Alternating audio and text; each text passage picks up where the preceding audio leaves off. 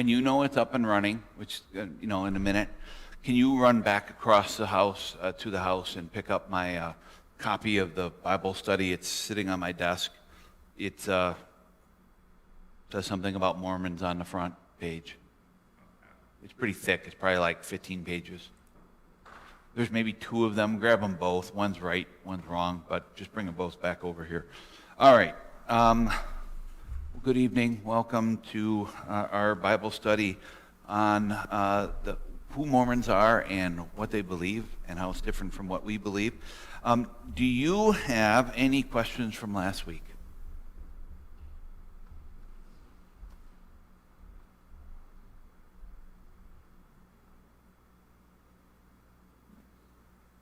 Okay. Well, I want to start out I guess it's more of a discussion question, and then we'll see where it goes from there. Why do you think, we talked last week about how big the Mormon church is and how widespread it is across the world. 16 million Mormons, I think 156 different countries. They are just as prevalent outside of the United States as they are in the United States. Extremely large church body. Why do you think the Mormon church is as popular as it is? Why are people drawn to the Mormon church? Can you think of some reasons? Would it be because they started here? Okay, they started here in America. Yeah, they are really an American religion, right? That's not necessarily a good thing, but yeah, it could be. It could be the homegrown religion. Yeah.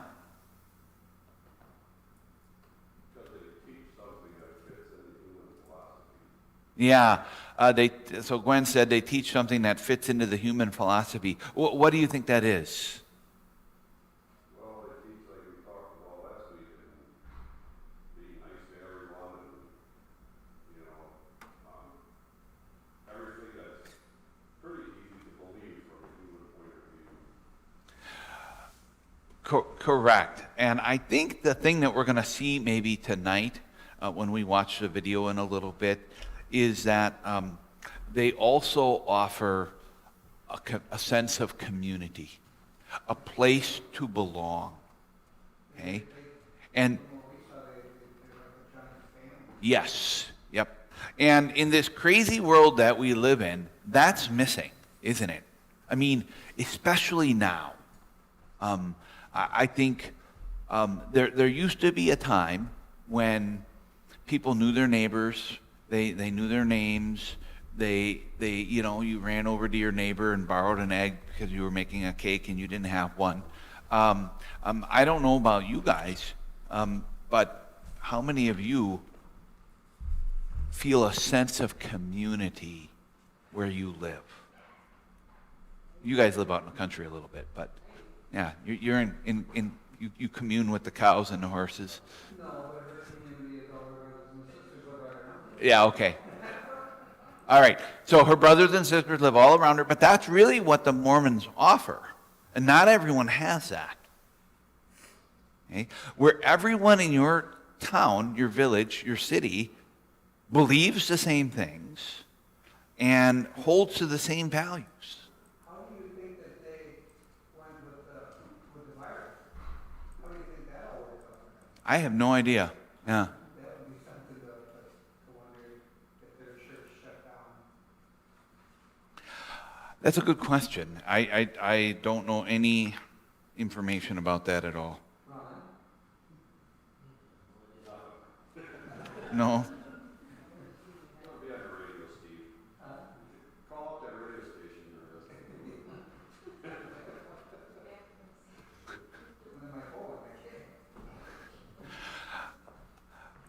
They are a closed, from our perspective, they are a closed society, meaning that they are very, very close to each other and really kind of, although they do a lot of evangelism, once you become Mormon, you become one of them.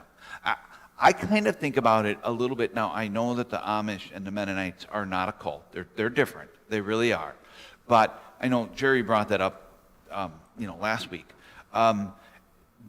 That's kind of an appealing part of their culture, isn't it? Is that they all live in the same area. I mean, and all the people that surround them, they're all related to each other. And they all know each other, and they all live the same exact lifestyle. They've all agreed to this set of rules that they live by, and that forms a tight-knit community. And that can be a beautiful thing.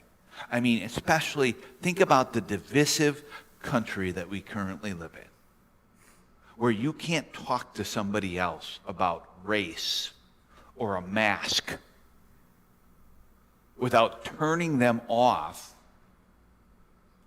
And, you don't know what side of the issue they're on. And as soon as it comes up, it's like, whoa, and you can't even have a conversation. And even in your own families, to a certain extent, you can't even have a conversation about some of these topics in our country anymore.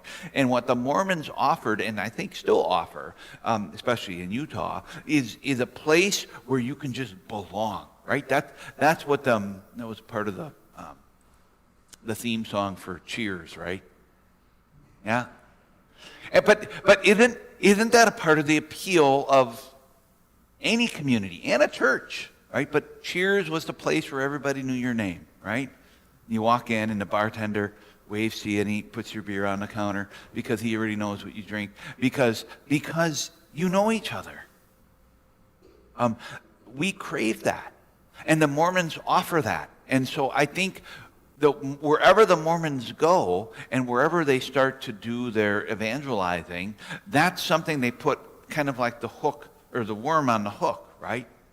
They say, well, do you want what we have, this wonderful, wholesome community where everyone knows your name?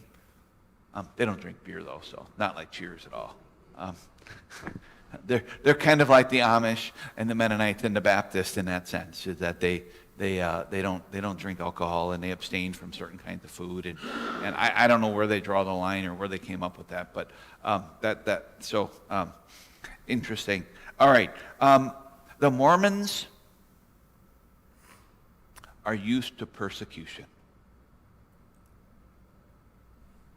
Okay? Wherever they have been persecuted and literally run out of the state, the county, the country that they are in. No one has wanted them around. They are, the people who live in the community, it's wonderful for them. But the people on the outside of the community, do you know what they call people who are not Mormons? Do you know what they call you? Do you know what the Amish call you? Yeah. That guy just paid me $6 for a cinnamon roll.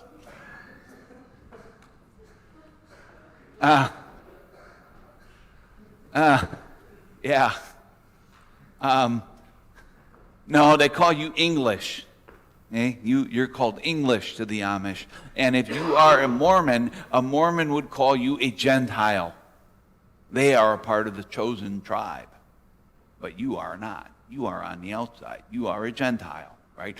Typically, we think about the Gentiles as being, the non-Jewish. They don't claim to be Jewish, but they do claim to be the chosen tribe of God. And so they say that anyone who is on the outside of the Mormon church are Gentiles. And so they have gotten themselves in hot water every single place that they have gone. And guess what Joseph Smith and the Mormon church taught their followers? They taught their followers that if someone persecutes you and forces you out, that's a sign that your religion is true. Hey, so every single time the Mormons are persecuted, and every time you say to a Mormon, you guys are a cult, in the back of their mind they're going, oh, that means we're correct and you're wrong. You called us a cult. That's great. We love it when you call us a cult because that means we're right and you guys are wrong. And every time you say, get out of here, Mormons, we don't want you in our community anymore, that tells the Mormon says they hear, in their mind they don't hear, well, maybe there's something wrong with us, that's why they want us to leave. They hear, oh, well, that must mean we are the true church, and they're all a bunch of Gentile unbelievers, and so they want us out. But you can see how that's kind of similar to Christianity, right? I mean, what does Jesus say? Blessed are you when people persecute you because of me. Right? So you can see how it sounds like Christianity, but it's not quite there. I know I talked about it last week. It's like a counterfeit $100 bill, right? The counterfeiter wants it to sound and look and smell and feel and everything just like the $100 bill. Because if it's off, then, who is on a $100 bill? Ben Franklin? George Washington? No, George Washington's on a $1 bill. It's Ben Franklin, I think, right? Yes, no, it's Ben Franklin. No. It's Ben Franklin. Franklin is on the $100 bill, and George Washington is on the $1 bill. So if I gave Steve a $100 bill with George Washington on it, you would know right away that this is not the real deal. So I know we talked about it a little bit last week too, is that's why they put Jesus Christ on everything. Okay, they know that that's what they need to have in order to make them look and sound like a Christian church. And so they know that they cannot get around, they cannot pass their $100 bills with George Washington on them. They have to put Benjamin Franklin on them. And so they plaster Jesus all over their church so that it looks and smells and tastes like a Christian church. But it's really not a Christian church. So they get persecuted wherever they go. We're going to see that today. Okay? We're going to see that in the video. They are driven out of, first out of New York. Then they go to Independence, Missouri. And then they're kicked out of Missouri and they go to Illinois. And then they're kicked out of Illinois and they go to what is nowadays Utah. Wasn't a state at that point. It was actually still connected to Mexico at the time that they left. But ultimately, their history is very interesting. So like you can go to Nauvoo, I think is how they say it, Nauvoo. Has anyone been to Nauvoo, Illinois? Okay.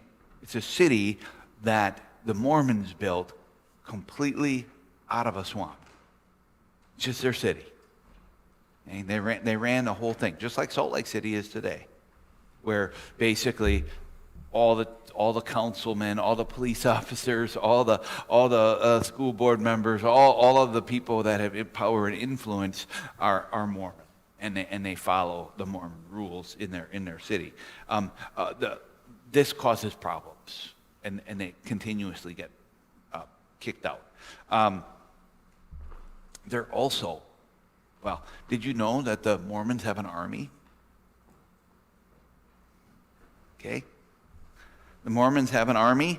Joseph Smith says, if you're going to persecute us, if you're going to come after us, we're going to defend ourselves. And so they have a militia. And at some point in our history, in America's history, their militia was 2/3 the size of the United States Army. So you can understand why the governor of Missouri and the governor of Illinois start getting a little bit nervous. Okay? When this group of religious extremists that live over in this city have a bigger army than you have, okay, that's a problem. So that's another reason why they got the boot. And so what we're going to cover today is basically that and how Joseph Smith dies, and then his successor. His successor is Brigham Young. There was a big hullabaloo about that. So I thought that Brigham Young was like Joseph Smith's grandkid or great-grandkid or something like that. That's not the case. Actually, Joseph Smith was a junior, so he's his dad was Joseph Smith Jr., and then there's Joseph Smith Jr., it'd be the third, right? Be his kid. He wanted his kid, Joseph Smith III, to be the next leader of the Mormons. But that's not what happened. And Brigham Young takes over, and a split happens. So they leave, some of the Mormon church stays, actually leaves Nauvoo, and they go to Independence, Missouri. They go back to Independence, Missouri, and they stay there. So there is a group of Mormons that live in Missouri that are different and distinct from the Mormons that live in Utah. There's not that many of them, although there's still a lot. So the ones whose center is in Missouri is 250,000. Okay, that's nothing compared to the 16 million that there are based out of Utah. But still, 250,000, well, it's slightly more than half the size of our synod. So it's not exactly peanuts. That's where their seminary is and so on and so forth. But I'm going to watch what? That sect, that group of the Mormons seminary is in Missouri, is in Independence, Missouri. Right. Yeah. For the smaller group. They changed their name in 2001, and I can't remember what it is off the top of my head. Well, which state did the leader of the Mormons get killed? That was in Missouri. Yep. Yep. And Yep. then his son moved him to Illinois? No, it was, they have a leadership structure. Like they call them the apostles, the 12 apostles. And they're the ones who made the decision to go to Illinois. But who would have been the leader at that point? Oh, it wasn't Brigham Young. I don't know. Maybe the video will cover it. I can't remember. One other thing. What do you know about Freemasons? What do you know about Freemasons? They're what? Yeah, most Masons are pretty expensive. No, that's terrible. What do you know about them? They also are a cult. Do you know anything about the Freemasons? No? Nothing. It's only men, isn't it? Yes. It's only men. What else do you know about them? They're too close. We used to have it here in town. Yes. Yep. They were right here in town. Where were they in town? Well, now with the archery shop. Yep. The old archery shop. If you look at the building, you can see the old Mason symbol up on top. If you go to the cemetery here in town, you can see who died, who was a Mason. Okay? That little symbol with that's a carpenter's square, and I'm not sure what that other tool is called, is on there. When we were in Vegas before Trump was elected, we ran into a guy who was giving information about Vegas.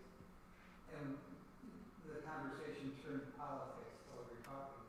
And he told us he was a Mason. And that they were the main, they had told Trump he would be president at that time. Okay? Because he said that they're strong enough that they could actually push that through. So what happened is,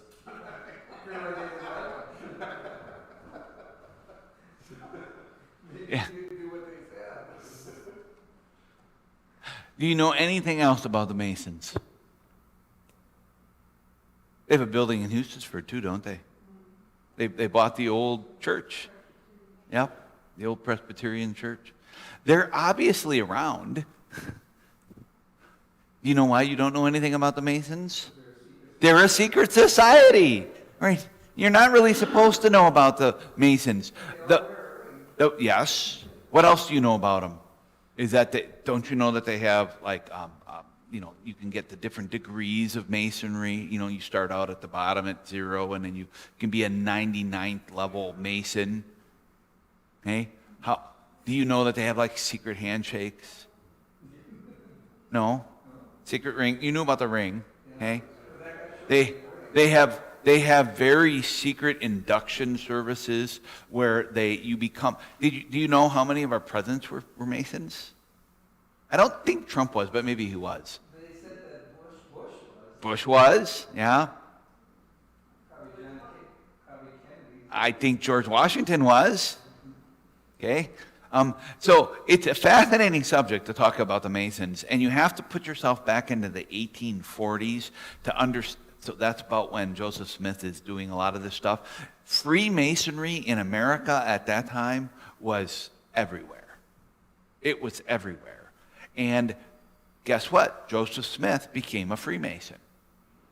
And he went all the way up to the, double secret, double wizard, or whatever they're called, the high grand wizard of Masonry, whatever they are. And he knew all the secret handshakes and so on and so forth, and all of the little induction things.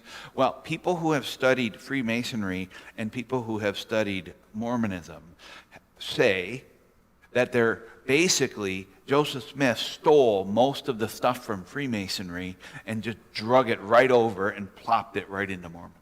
So Mormonism has a lot of secretness to it as well. And again, that's why it doesn't always get along so well with the neighbors, because there's all this secrecy surrounding it. What was I going to say about that? I told you about the holy underwear. We're going to talk about the holy underwear. We're not going to talk about that tonight. But they got that. They got that from Freemasonry. Okay, so when you become a full Mormon in a special secret service at the temple in Salt Lake City, you are given a special set of undergarments. It is a shirt and pants, and you are supposed to wear them for the rest of your life, even when you take a shower.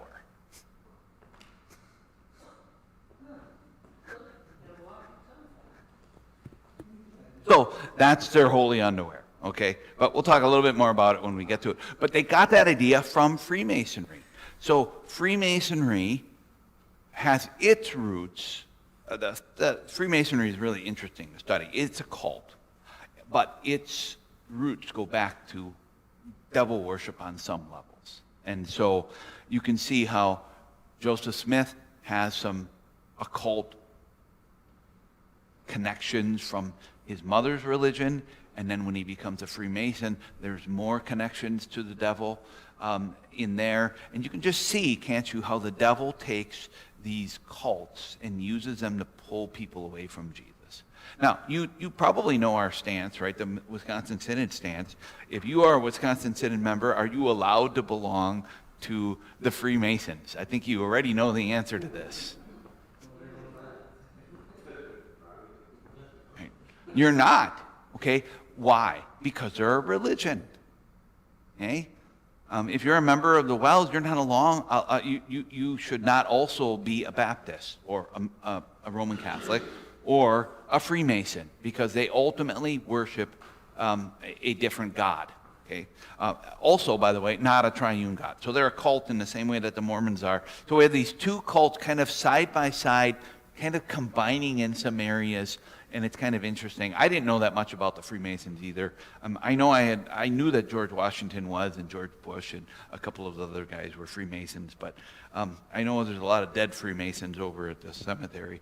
But that's about all I knew. All right. So what I'm going to do now is I'm going to have Will stop the live stream, and then we're just going to watch the video here in church. And if you're watching this on the live stream right now, or if you're tuning in later, follow the link that's in the description of this Bible study, and that will get you to this same this very same video.